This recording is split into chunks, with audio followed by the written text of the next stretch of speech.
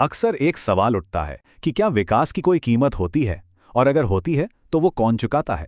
आज हम भारत के इन्हीं विशाल बांधों की कहानी में गहरे उतरेंगे। ये कहानी है बड़े बड़े सपनों की, कमाल की इंजीनियरिंग की और उन विवादों की जो अक्सर इन कंक्रीट के पहाड़ों के पीछे छिप जाते हैं। ये सिर्फ शब्द नहीं थे। देखिए, आज़ादी के बाद प्रधानमंत्री जवाहरलाल नेहरू ने इन बांधों को आधुनिक भारत का मंदिर कहा था। ये सिर्फ कंक्रीट और स्टील के ढांचे नहीं थे, नहीं, ये एक नए, आत्मनिर्भर और शक्तिशाली देश के बनने का प्रतीक थे। और इन विशाल प्रोजेक्ट्स के पीछे एक बहुत बड़ा सपना था। सपना था कि नदियों की बेहिसाब ताकत को काबू में किया जाए, उससे सिंचाई हो, बाढ़ पर नियंत्रण हो और बिजली बने, ताकि देश तरक्की की राह पर तेजी से दौड़ सके। लेकिन जैसा कि अक्सर होता है, कहानी इतनी सीधी नहीं होती। इन इंजीनियरिंग के चमत्कारों के पीछे भारी विवाद छिपे हैं, ऐसी लागतें हैं जिनकी बात कम होती है, और ऐसी कहानियां हैं जिन्हें अक्सर अनसुना कर दिया जाता है। तो चलिए, इसी जटिलता को समझने के लिए भारत की सबसे महत्वाकांक्षी और शायद सबसे ज्यादा विवादास्पद परियोजनाओं में से एक को देखते हैं, टिहरी बांध। टिहरी बांध कितना बड़ा है, इसका अंदाजा लगाना भी मुश्किल है। इसकी ऊंचाई है 260.5 मीटर। ये भारत का सबसे ऊंचा बांध है, मतलब कुतुब मीनार से भी 3 गुना से ज्यादा ऊंचा। और सिर्फ ऊंचाई ही नहीं, भागीरथी नदी पर इसकी लंबाई 575 मीटर है। जरा सोचिए, लगभग 6 फुटबॉल के मैदान एक लाइन में रख दिए जाएं, उतना लंबा। सच में ये एक विशालकाय ढांचा है। अब जब इतनी बड़ी दीवार बनती है तो उसके पीछे पानी भी जमा होता है, और कितना, 52 वर्ग किलोमीटर का एरिया पूरा का पूरा पानी में डूब गया। इसके साथ ही एक पूरा शहर और कई गांव हमेशा के लिए इतिहास का हिस्सा बन गए। पर इसकी विशालता से भी ज्यादा इसकी लोकेशन असल में विवाद का सबसे बड़ा केंद्र है। ये बांध हिमालय की नाजुक और भूवैज्ञानिक रूप से बहुत ही अस्थिर जमीन पर बना है, जो इसे बेहद जोखिम भरा बना देता है। ये कोई रातों रात बनने वाला प्रोजेक्ट नहीं था। अरे, इसे एक विचार से हकीकत बनने में दशकों लग गए। और ये सफर आसान नहीं था। ये सामाजिक विरोधों, पर्यावरणीय चुनौतियों और कई रुकावटों से भरा हुआ था।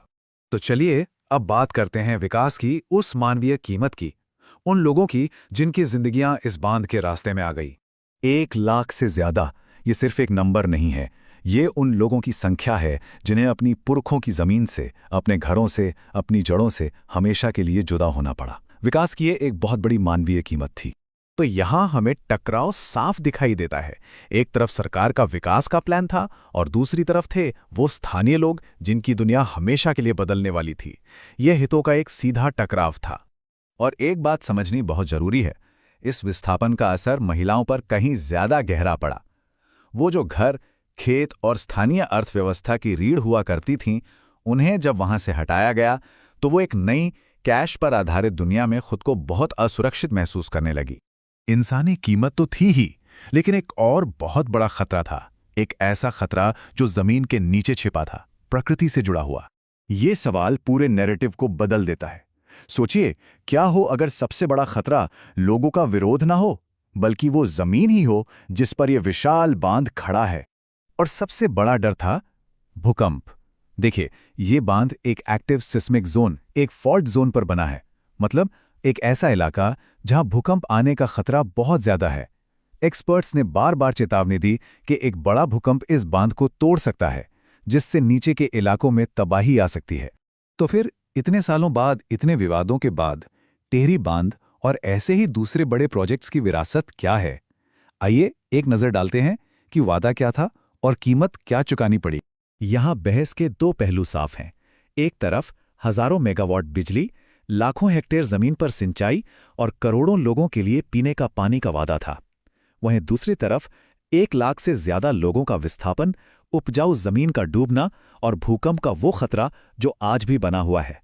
ये वादा बनाम कीमत का एक क्लासिक मामला है। तो अंत में टिहरी की कहानी हमें एक बहुत ही बुनियादी सवाल पर लाकर छोड़ देती है।